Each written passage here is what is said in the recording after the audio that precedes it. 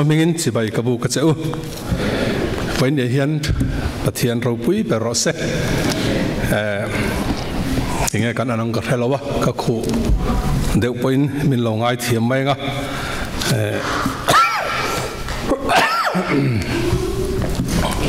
kan thupui chu Pathian Anpui tian ia, mising tehi Pathian Anpui, ropui takadin kan lo ni. Ti chung chang vein ya hian karil ruwa atlan China chu han soi kan tum don ni he thu hi karil ruwa omna arei to a maro chu kan ko ran te kan lo puitling vezel to a hun te chanalo har to a chumi ma chuanin he thu hi tuna ka soi ma hian khor ina voi khat englo khop kham lo zetin vai khat tlem ka soi to boka chu vainia hianin kan ko ran mi te ne na Pathian kan pol ho na tan le kan zir ho na tan he thu hi Pathian Anpui nge kan lo ni ti hi han soi ka do ni chumi ma chuan mizo tong hi han ti tai la tong hrim hi akim chang lawa mandeu khan kum tharnia lal isua ang turin ti thu ka soya chu heti zonga lo ngai the hian a om ti ka ria poi ka tia chu tianga lo ngai te chon oma tinga kan ti chuan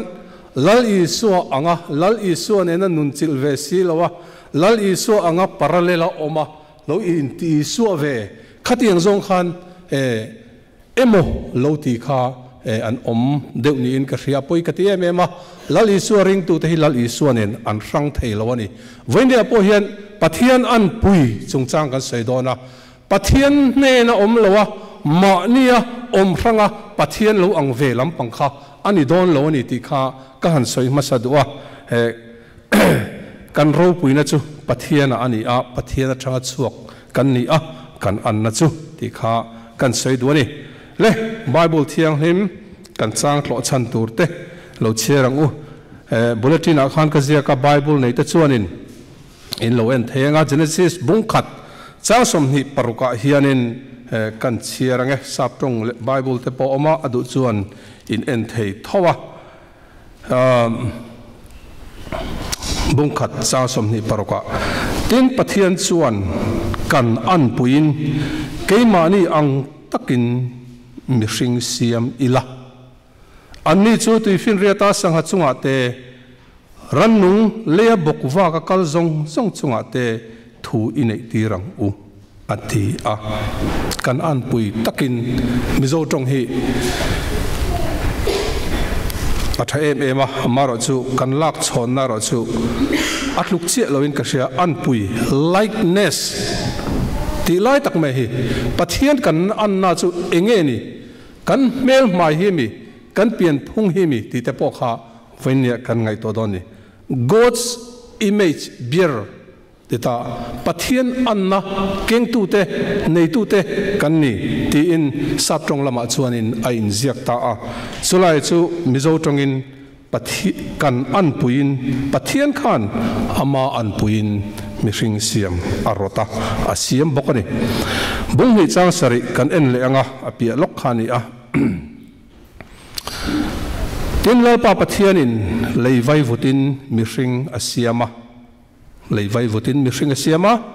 anara chuan nun na tho chu athalu ta ti chuan mihring chu minung alonita a atu thianglim kan chiarte lalpan malmin som sarose le hasoi tawang khan he tu hi karil ruwa omna rei to a mihring ni phung Bible ring tu te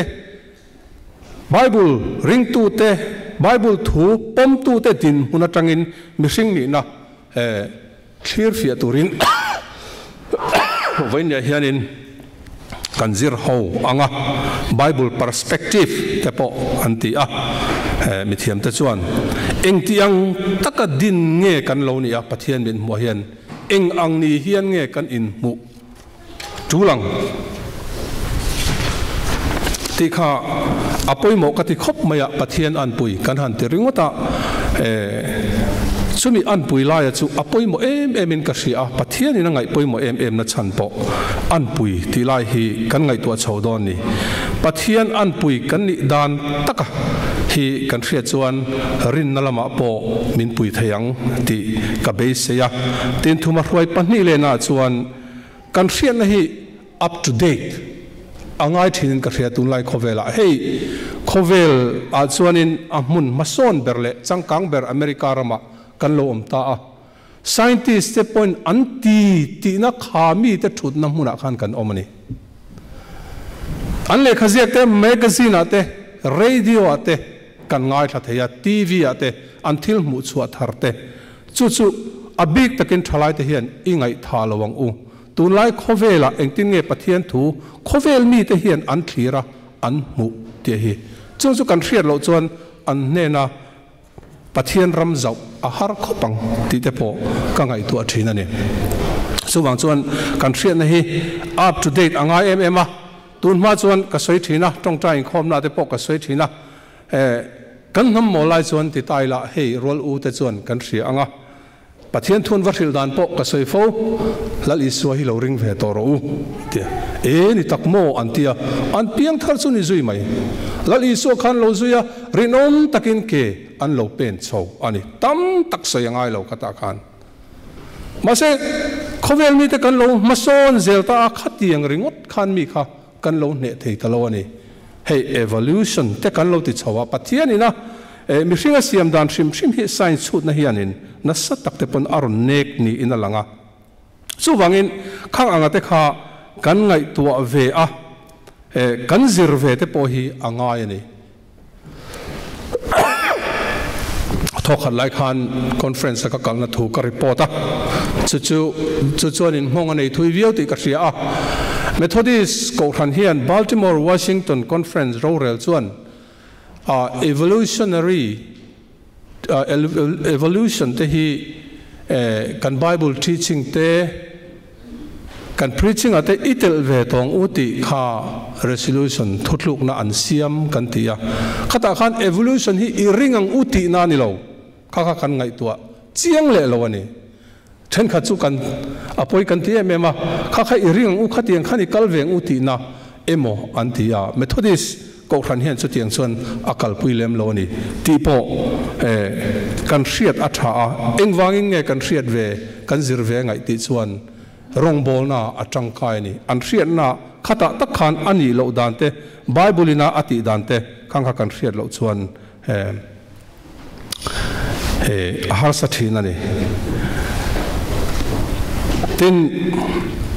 pakhat le chuan hei kan ko than hi kum som alo tling ta a ka in chut let fowa a soi po ka soi fo a Krista ko than taksa te kan ni a Krista taksa te kal dan tur angin kan kalem ti te ka ngai to thina lali suan mintiam thamuan na te hlim na te chatuan nun te lo chang thar emo lo hlim ta emo nun tuai tharna lo chang ta te kan omem ti hi ke ka in en ve dan zong ani a chu nang ni po chu tiang zong chuan lo in thlir ve ulaka du a thlir na pakhat hei hi apoi mo em ani kan ko khana hian mi thanem ngai tak te kan oma na tlan kong ate in khom kong ate thil pe kong ate mi chuan om tak kan omani anza om po kati amaro chu kan thlir tur pakhat kan mayang ti kalawa Pathianin kan ni dan tur ang tak ama Anpui kan ni na te chu thil tuai thar le na tur te mangai na asoi te heng te hi kan inzir tir to kem ti hi karil ruwa alo om fo thina chuti ang chu voinia hian a thei chuan kan rutel don nge ani le kan thupuya kan lu chho to nga hei Pathian Anpui kan ni ti han soi tur chuan ring lo ten engtin nge mi hring hi an mu ti hi soi masak phot atha in ka ria engtin nge ti chuan mi hring hi ran nung te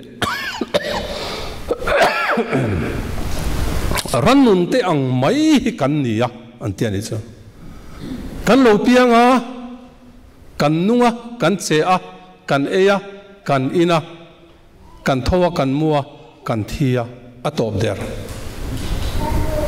tharaw om lo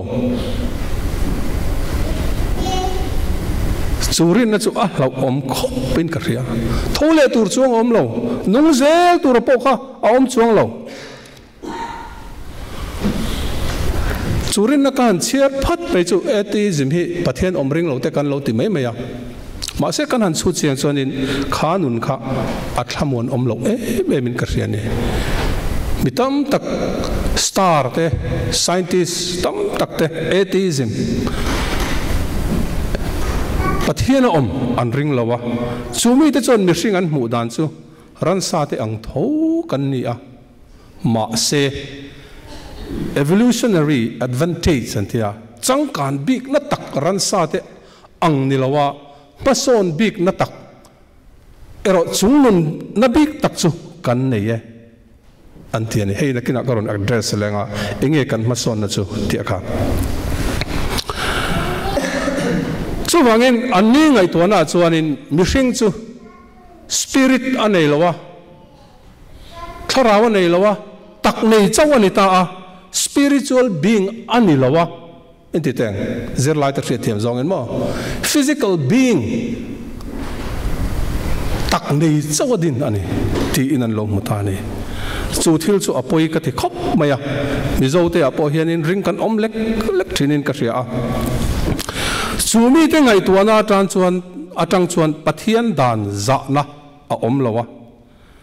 mi hring that na dan te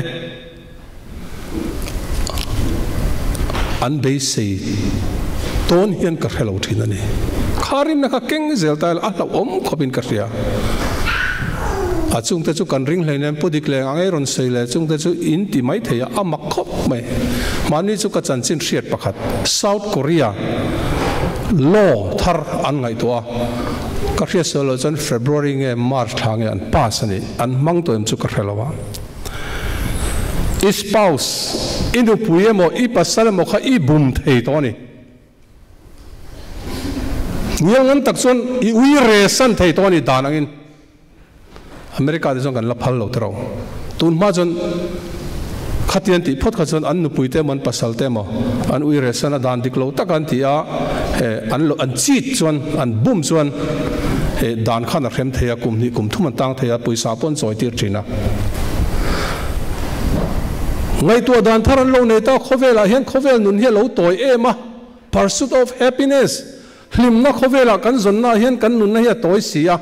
chu wangin heti hian thakila tha ang kan ko pui te po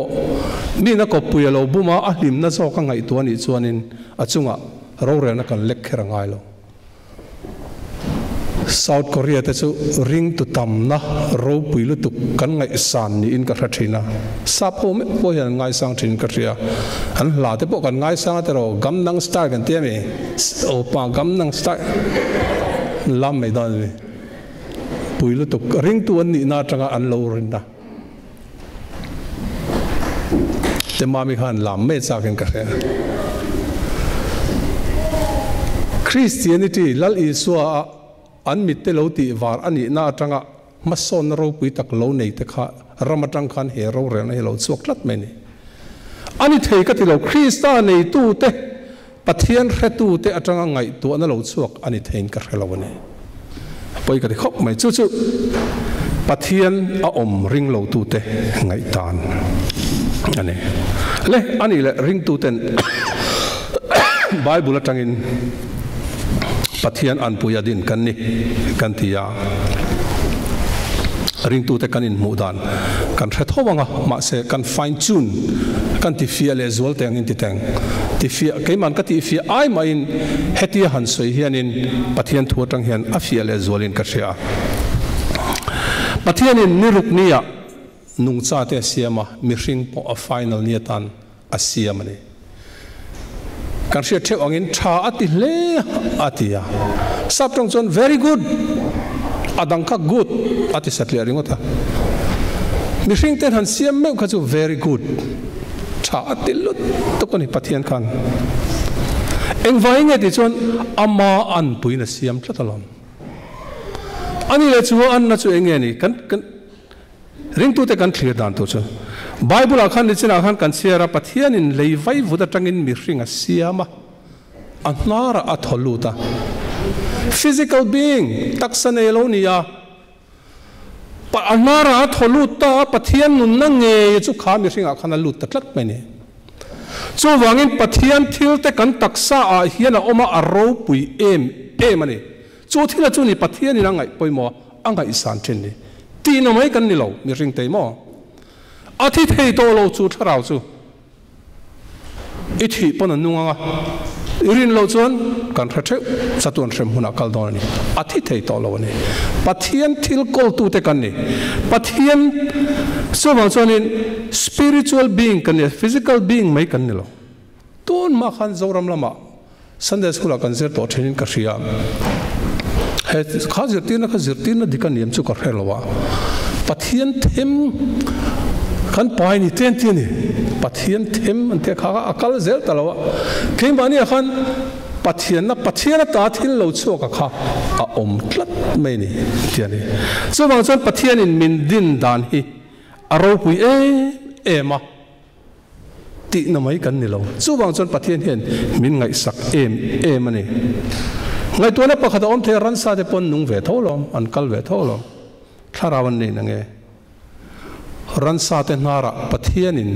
tholuti kan thalong so wangin Pathian le na chuak ro rel na te fin na te ngai tu athiam na te po an nei ve lem lo ui te po in an tong thei ber zo bau ti bak zon tong lo sawa te po hen chiap sat li ringon an tong chi ya tam lo em mi hrim chu tiang ang lo tak chu kan nia Pathian thil lei tu te chatuan mi tharau thi thei lo humna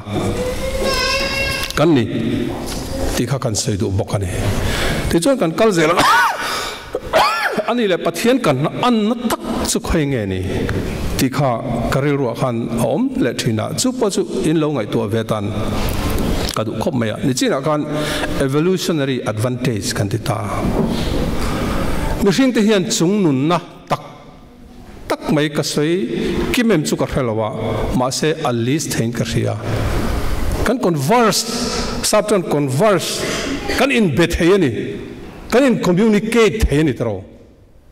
tuna po Pathian zara Pathian thu kan in communicate me kan ita kan chonga ran sa te tiang hian an sei thei lo reng kan chung nun big zia chu thila chu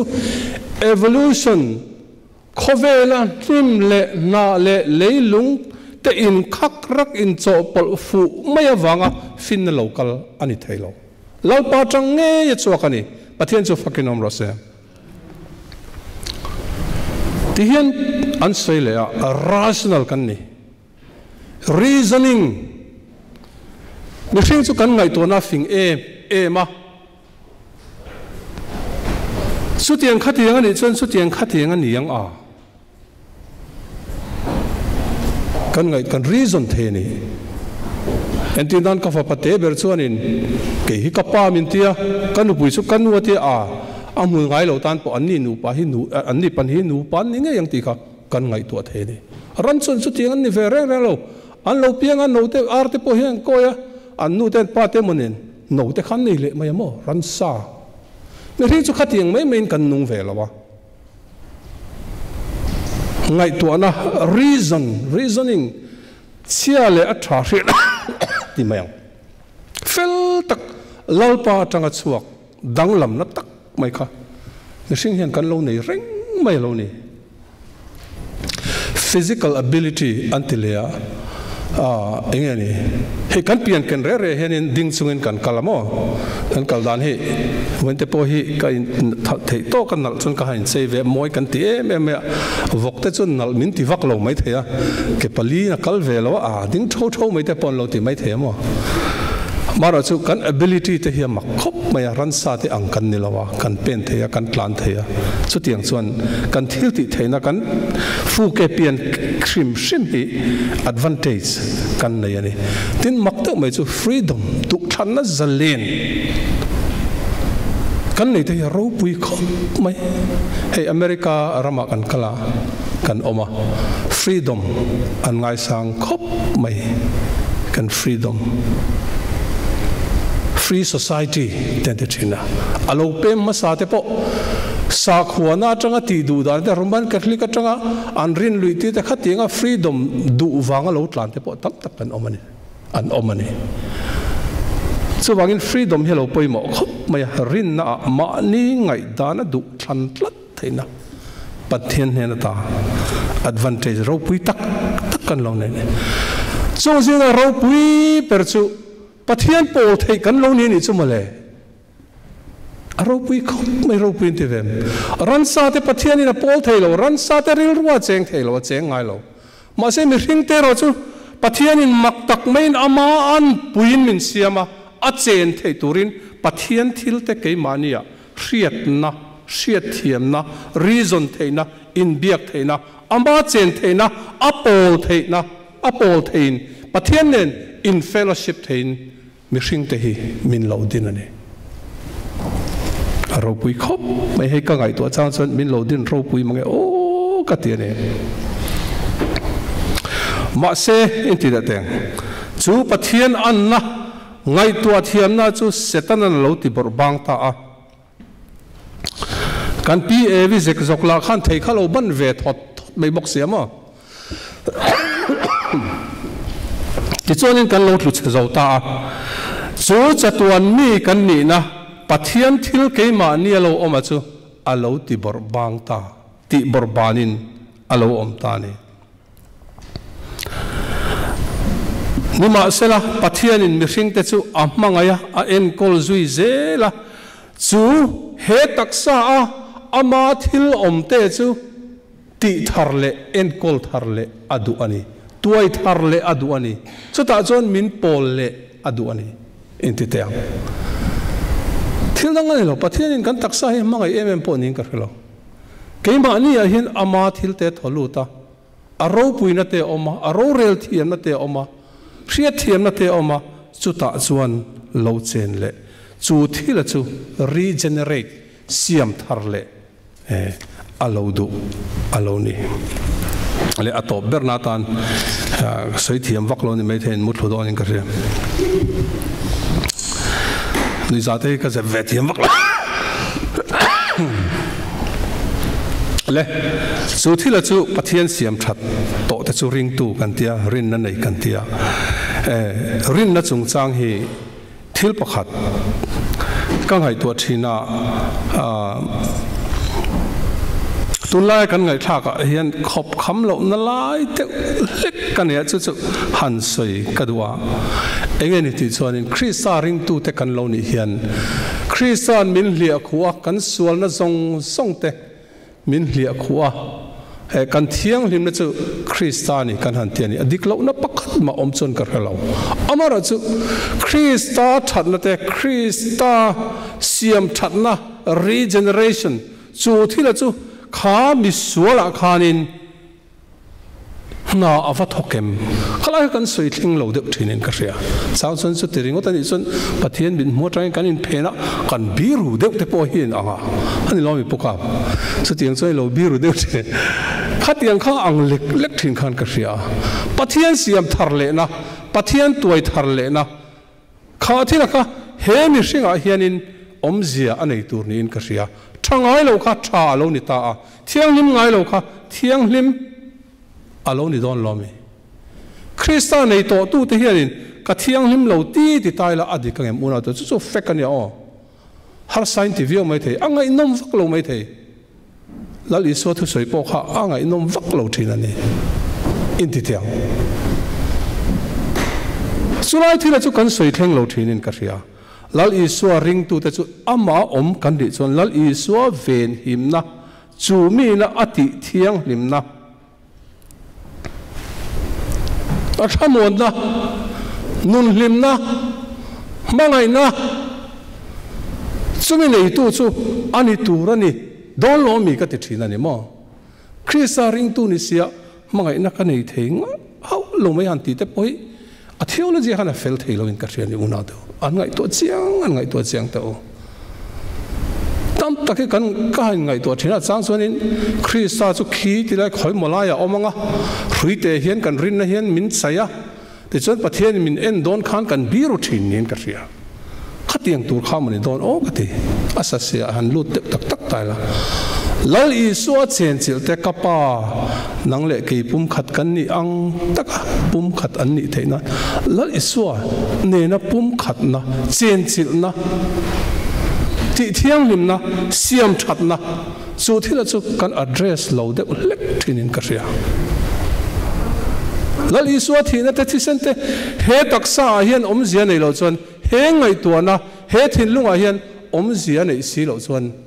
engkin ni tang le ti ka ngai to thina ne a har chu har te ulek mai te har takani Pathian tu hi thin lung zong song kha angai loi si ni chu wang chuanin sutianga tang lo chuanin ka ngai to fo thina lal I suwa lim da tak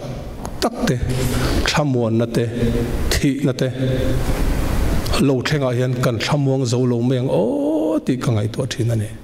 chu wang chuan chutiang chuan Pathianin ropui takin min dina ama thilte keimania oma su thil asiam that to te chu ring tu kan nia su mi te chu nun lim na nei tu tur kan ni amba ata mangai na lo chuak nei tu te po kan ni manzana ka sei to ke ni mangai na nei ve te hi chertha taila mangai deu tum taila a practical lovin ka ria a harani kadu lo zong ni khat chong kam khata sei chon ka hole em mai ni kamangai tak po khan kadu lo zong thil pakhataran ti chon ka ho em mai ni sumi ni wang chon mi hring te mangai nei thak thleng siam thar ti danglam Pathian in a regenerate angaya su ti danglam taka chu piang thar te kan soi common lutuka ani ne ro pui em mani chu thil chu kan zir fo ka dua kan ko ran te hian chu thila chon limna kan mu ka dua khovel thila atha limna min pe ni ten kan na to na motor thar han nei te chon kan lim tero maro chu ni tin kanan mo alo luya kum katvel lo ni chon limna min pele tak tak to lo in thar te po in thar le kha ka soi sel lo ni in thar le te kan om chan ali mom tero in thar kan han nei te se lo ria kan lom reng lo ngaya kan lo ne ya khovel thila hian limna tak tak te lo om thelo lal I so siam thar le na lal I so a chen chil na lal I so ti thiang lim na Pathian Anpui kan lo ni siam thar le na tang lo chonin mangai na tak tak te lim na te thlamon na te alo om thei don lo ani chu wangin Pathian Anpui kan ni Pathian chu kan an na chu Pathian in asiam thar le zel ani chutiang taka Pathian ina min siam thar zel theinan kan tu soite athalai om chon lalpan mal min som sakra se